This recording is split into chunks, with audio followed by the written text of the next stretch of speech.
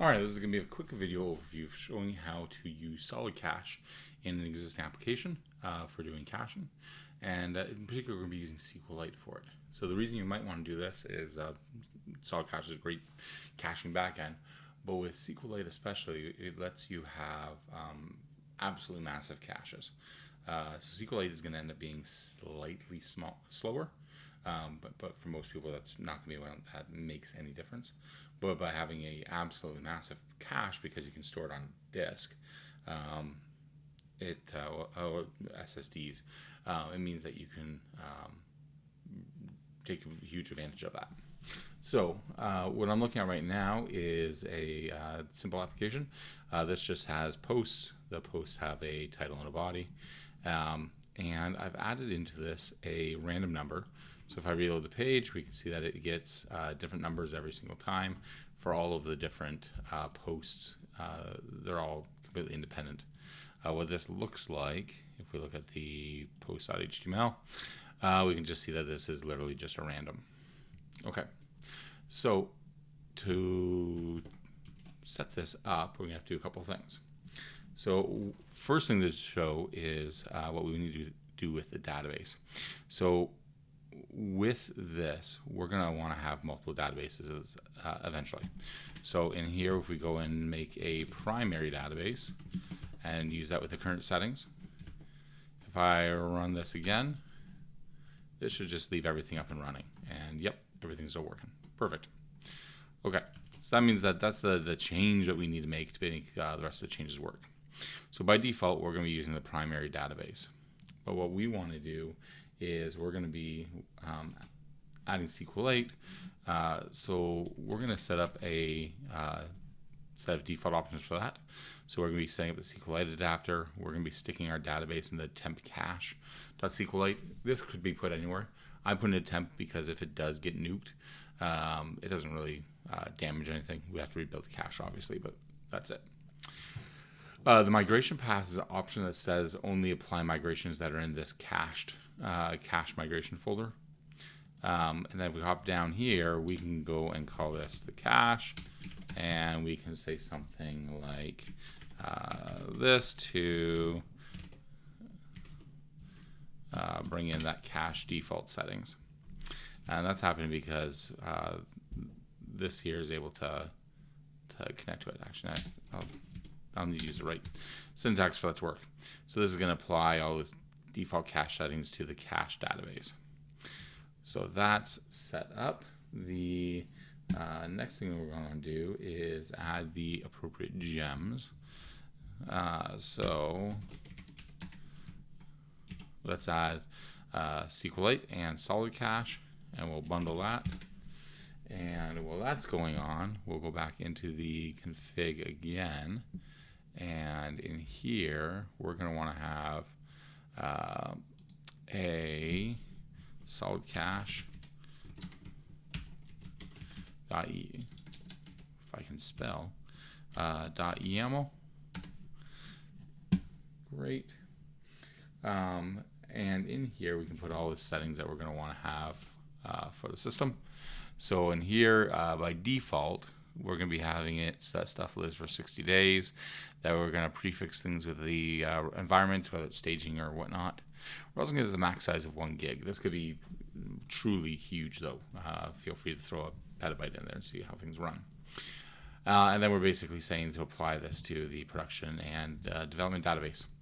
One thing to note, that this value here, cache, this could be cache 1, 2, 3. The only thing that matters is that it matches this key here. So we can make this cache 1, 2, 3, and it would apply to both. All right, so that's good. The configuration here is good.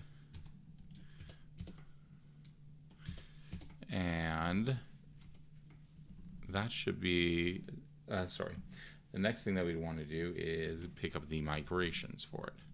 So if we run bin SolidCache install migrations after we bundle things,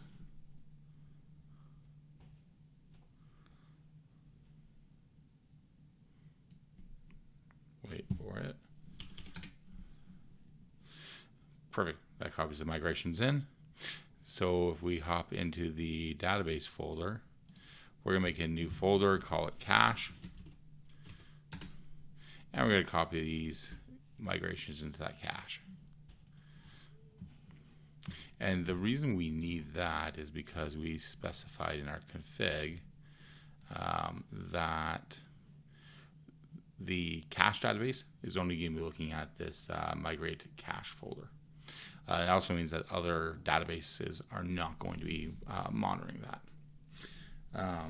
And the final step is if we go into our development, we have our cache store. We're going to switch that from memory to SolidCache. And now we can do a Rails db create. And we'll see that the cache already exists, cache test already exists, and I'd already made that temp file. I actually just make, oh yeah, that's good. So Rails, we'll do db migrate. And yeah, this is probably hanging around because I was running a few tests. So I'm actually going to get that file. I'm just going to delete that. We will create and we will migrate. All right. Not exactly sure what I did there, but I think I probably had something hanging around from previous run through the training video. So if we refresh, we don't have any posts. Let's make a new post. Post 1, body 1, and we will make another post with post 2 and body 2. Great, so we have our 2 posts. We are still getting those random numbers. So let's actually start using that cache. So if we go to our index, in here we're rendering each one and just rendering the post. What we can actually do in here is we can go render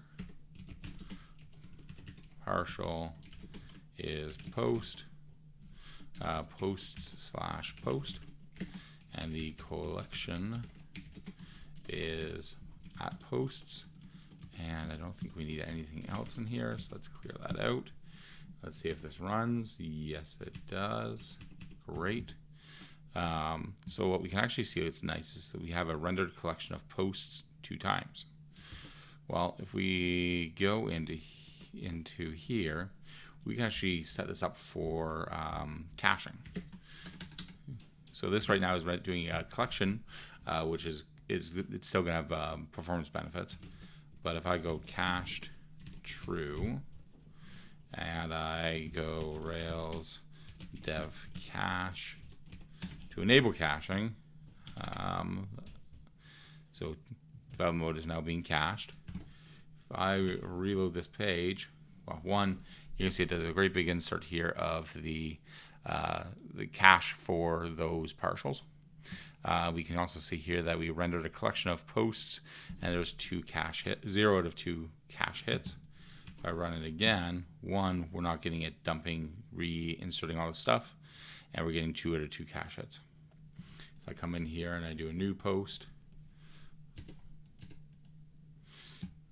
and back to the posts, when I look at this, I'm going to be seeing that I inserted that into the cache. I'm getting 2 out of 3 hits. And if I refresh again, I'm getting 3 out of 3 hits.